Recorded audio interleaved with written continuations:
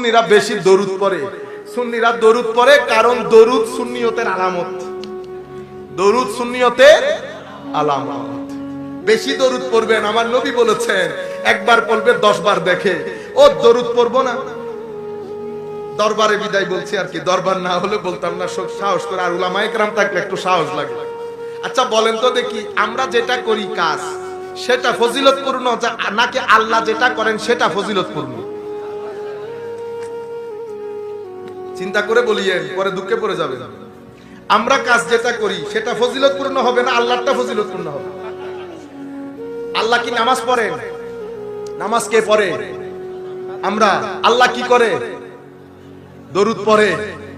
এবার উত্তর আপনারা দেন, আমি দিব না। কোনটা ফজিলতপূর্ণ ওইটা আপনারা নিয়ে থাকেন।